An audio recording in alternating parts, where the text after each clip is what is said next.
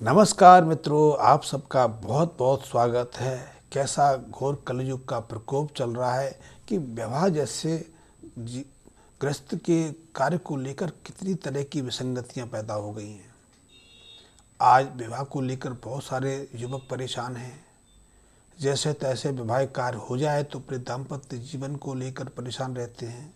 और आपको जानकर होगा कि भारत में हर साल करीब करीब 1.5 करोड़ से ज़्यादा वैवाहिक कार्य होते हैं, लेकिन इसमें से 1/3 ऐसे मामले रहते हैं जिनमें पति पत्नी के मध्य, नव दंपतियों के मध्य वो अपनत्व का भाव, वो समर्पण का भाव ही जागृत नहीं होता।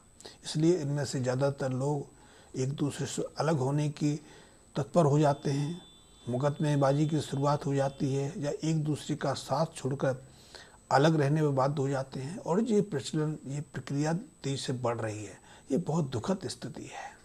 लेकिन देखने में आया है कि यदि नव दंपतियों को, नए वर और वधू को समय रहते कुछ उपाय करा दिए जाएं तो उनके ग्रस्त जीवन को टूटने से तो रोका जा ही सकता है, उनके मध्य मधुर संबंधों को विकसित किया जा सकता है। आज से 20-30 साल पहले ऐसे संयोग बनते ही नहीं थे। हम एक दूसरे से अलग होने के बारे में सोचे नहीं पाते थे, क्योंकि हमारे यहाँ तो एक रीति रही है, एक प्रचलन रहा है, एक विश्वास रहा है कि पति पत्नी का साथ तो 7 जन्मों का रहता है। शायद इसको लेकर बहुत सारे लोग तर्क या तंग कसते हैं कि ऐसा कैसे संभव है।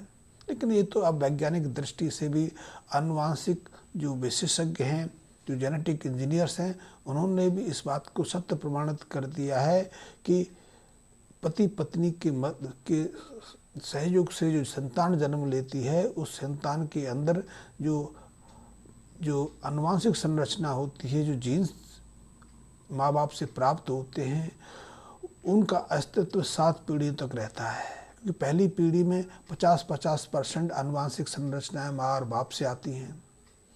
अगली पीढ़ी में एक तरफ से 25% आती हैं। इस तरह देखा जाए तो 7वीं पीढ़ी तक माँ या बाप के जेनेटिक अंश उसकी संतानों की पीढ़ियों में विद्वान रहते हैं। ये यथार्थ वैज्ञानिक भी हो गया है। लेकिन प्रचलित मान्यता के अनुसार हम तो मानते हैं कि पति पत्नी का जो संयोग है 7 जन्मों तक रहता है, और रहता भी था। क्योंकि आज से कुछ दशक पहले हम तलाक की, एक दूसरे से अलग होने की तो विचार धारणा ही अपने मन में नहीं ला सकते थे। लेकिन आज ये धारणा बहुत तेज़ी से बढ़ रही है। इसको लेकर समाज में कई तरह की कुरीतियाँ भी आ रही हैं। लेकिन मैं आपको कुछ नुस्खे बताना चाह रहा हूँ, कुछ उपाय बताना चाह रहा हूँ, जिसके माध्यम से हम इस अगलाप को, एक दूसरे से परे भागने को, ये डाइवोर्स की सोच को ही समाप्त कर सकते हैं। पुराने ज़माने में तो ऐसा कहा जाता था, लाल किताब का तो सिद्धांत है कि जब बेटी की विदाई होती है तो बेटी का जो बाप है अपने दामाद को चांदी की 2 ईंटें, चांदी की कुछ चीज़ें देता है। इन चीज़ों को उसका दामाद अपने घर लेके अपनी नववधू को वो दे देता है। तो उनमें से एक चांदी की ईंट को या चांदी की वस्तु को तो नववधू अपने अलमारी में या यहाँ वो गहने या रुपए पैसे रखती है, वहाँ स्थापित कर देती है। और दूसरा जो टुकड़ा है, दूसरी जो चांदी की चीज़ है, उसको जल प्रभावित कर दिया जाता है। और ऐसा माना जाता है जब तक कि वो चांदी सुरक्षित रहती है तब तक उनके जीवन में एक दूसरे से अलग होने की सोच विचार की भावनाएं प्रबल नहीं होती है। दूसरा उपाय है कि जो दहेज के रूप में बर्तन प्राप्त होते हैं, अब तो बर्तन कांच के आगे, चाइना के आगे, ऐसे ऐसे बर्तन आ गए जिनकी कोई उपयोगिता नहीं है। वो टूट जाते हैं, क्रैक हो जाते हैं, उनका रंग बदल जाता है, लेकिन फिर भी हमारी रसोई में चलते रहते हैं। स्टील के बर्तन आ गए, इलेक्ट्रॉनिक्स आइटम आ गए, लेकिन परंपरा से वधू को जो बर्तन दिए जाते हैं वो कांसे के होते हैं, पीतल के होते हैं, तांबे के होते हैं। तो ये कांसे का जो बर्तन है वो हमारे विदाई का एक अनिवार्य अंग होता था। और उस कांसे के बर्तन में जब वो नववधू अपने घर जाकर उसमें चावल भर के रखती थी, तो चावल भरने से उसके जीवन में हर तरह की सुख समृद्धि बनी रहती थी। उसको सुशील संतान की प्राप्ति होती थी, धन संपदा की कभी कमी नहीं आती थी, परिवार प्रेम करने वाला होता था और पति के साथ तो उसका जो संबंध है प्रगाढ़ बना ही रहता था। तो ये उपाय आप भी कर सकते हैं। लेकिन फिर भी बहुत सारे ऐसे दंपत्ति हैं, ऐसे नए जोड़े हैं जिनका एक दूसरे के साथ अभी अपनत्व का भाव ही नहीं शुरू हुआ, वो अभी तक एक दूसरे को समर्पित ही नहीं हुए।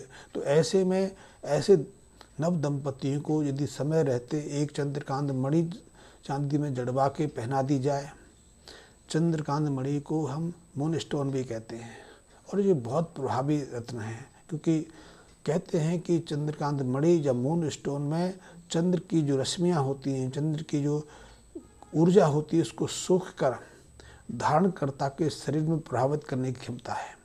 और चंद्र तो रोमांस के, कामनीयता के, भावुकता के, संवेदनशीलता के प्रतीक हैं। इसीलिए जब पूर्णिमा को, खास करके कई ऐसी पूर्णिमा है जब इसमें नव दंपति उस चंद्र कलाओं के नीचे अटखेलियाँ करता है, तो उनकी काम ऊर्जा अपने शीर्ष पर होती है। वो एक दूसरे के प्रति समर्पित और अर्पित होने को तत्पर हो जाते हैं। कर ये विषय लंबा हो जाएगा, मैं उसमें आपको ज़्यादा उलझाना नहीं चाहता, लेकिन चंद्रकांत मणि धारण करने से हम एक दूसरे के संबंधों में सुधार ला सकते हैं, मधुरता भर सकते हैं। और इस चंद्रकांत मणि के साथ में यदि एक इटालियन मूंगा, लाल रंग का मूंगा सोने में या तांबे में जड़वा के धारण कर लिया जाए, तो टूटते हुए रिश्ते, एक दूसरे से दूर भागते हुए पति पत्नी भी फिर से एक हो जाते हैं। ये बहुत चमत्कारिक प्रयोग है।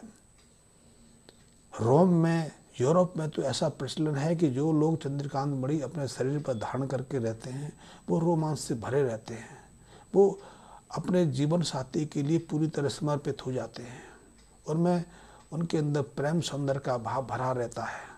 वो बार बार अपने जीवन साथी को समर्पित होना या उसको आलिंगनबद्ध कर लेने की सोचते हैं, विचारते हैं। तो ये बहुत बेहद प्रभावशाली उपाय है। इसीलिए खैर वहाँ तो आपने देखा होगा पश्चिमी जगत में तो संबंध कब बनते हैं, कब टूट जाते हैं, लेकिन वो रोमांच से भरे रहते हैं, वो समर्पण भाव से भरे रहते हैं। जिसके प्रति समर्पित होते हैं उसके प्रति पूरी तरह समर्पित हो जाते हैं, फिर दूसरे का विचार ही नहीं आता। लेकिन हमारे यहाँ संबंध स्थायी रहते हैं। लेकिन स्थायी तो तब होंगे जब हम एक दूसरे को समर्पित होंगे, एक दूसरे पर भरोसा करेंगे, विश्वास करेंगे। आज तो विश्वास का भाव ही नहीं आता है। तो इस विश्वास के भाव को भरने के लिए यदि नव दंपतियों में जो नए वर और वधू हैं उनको एक चंद्रकांत मणि और एक मूंगा धारण करा दी जाए, वैसे दोनों को ही ये दोनों रत्न एक साथ धारण करा दिए जाएं, तो उनकी ग्रस्त जीवन को हम सुख संपत्ति से भर सकते हैं। वैसे तो आजकल लोग हीरा धारण करने लगे हैं, हीरा की अपनी उपयुक्तता है, लेकिन हीरा हर दंपत्ति के लिए अनुकूल नहीं आता, क्योंकि यदि शुक्र का हीरा धारण कर लिए जाए और शुक्र अशुभ भाव में हो, शुक्र अशुभ बन के बैठे हों, तो वो एक दूसरे से अलग करने में, एक दूसरे के खिलाफ युक्ति बनाने में, एक दूसरे को धोखा देने में पीछे नहीं रहते। तो हीरा सभी को अनुकूल नहीं आता है, लेकिन चंद्रकांत मणि और मूंगा सभी को अनुकूल आ जाता है। और मूंगा तो मंगल का रत्न है। मंगल हमें आत्मविश्वास की भावना प्रेरित करते हैं, हमारे अंदर यौन ऊर्जा को प्रज्वलित करते हैं, एक दूसरे को समर्पित होने, एक दूसरे के प्रति आकर्षित होने की ऊर्जा जगाते हैं। दाम्पत्य जीवन में मंगल की बहुत महत्वपूर्ण भूमिका है। शुक्र की अपनी महत्वपूर्ण भूमिका है, बृहस्पति का अपना कार्य है, लेकिन मंगल भी इसमें किसी तरह से कम नहीं है। और चंद्रमा का तो इसमें बहुत महत्वपूर्ण हाथ रहता है। यदि आपके चंद्र शुभ हैं और चंद्रकांत मणि के माध्यम से चंद्र को अपने और प्रबल बना लिया, तो वैवाहिक बाधा का जो समस्या है वो भी दूर हो जाती है। विवाह पर्याप्त प्रयास करने के बाद नहीं हो पा रहा है, तो वो समस्या का निराकरण भी सिर्फ एक मून स्टोन धारण करने से हो जाता है। या फिर एक दूसरे के प्रति अविश्वास का भाव आ गया है, एक दूसरे से दूर भागने की योजनाएं बनने लगी हैं, एक दूसरे को धोखा देने की योजनाएं हम बना रहे बैठे हैं, तो ऐसे में भी मून स्टोन धारण करने के साथ में यदि हम एक मूंगा धारण कर लें, तो ऐसी संयोग, ऐसी स्थितियाँ निर्मित नहीं होती, क्योंकि चंद्रकांत मणि और मूंगा धारण करने से चंद्र मंगल का मेल बन जाता है, और चंद्र मंगल तो लक्ष्मी योग है। ये धन संपदा भी प्रदान करता है, और स्त्री को तो धन की लक्ष्मी ही कहा गया है। यदि आपके घर में स्त्री ढुकेगी तो धन लक्ष्मी भी आ जाएगी, अन्यथा आपका घर वीरान रहेगा, सुना सुना रहेगा, उसका कोई अभिप्राय, कोई अर्थ नहीं रह जाएगा। बहुत लोगों के ऐसे घर हैं या स्त्री की कमी है, तो ऐसे में वो घर वीरान नजर आता है, उसमें किसी तरह की सुंदरता, किसी तरह का सुंदर बोध ही नहीं होता। तो ऐसे दंपत्ति, ऐसे युवक और युवती जो एक दूसरे को समर्पित नहीं है, एक दूसरे से अलग भागने की योजनाएं बना रहे हैं, एक दूसरे से अलग होने के लिए प्रयास कर रहे हैं, तो ऐसे नव दंपतियों के लिए चंद्रकांत मणि और मूंगा धारण करना बहुत आवश्यक है। इसके माध्यम से वो अपने टूटते हुए गृहस्थ जीवन को, टूटते हुए रिश्ते को फिर से सुरक्षित कर सकते हैं। आप करके देखिए, निश्चित रूप से आपको इसका बहुत सुप्रभाव, बहुत अनुकूल लाभ आपको मिलेगा। धन्यवाद मित्रों।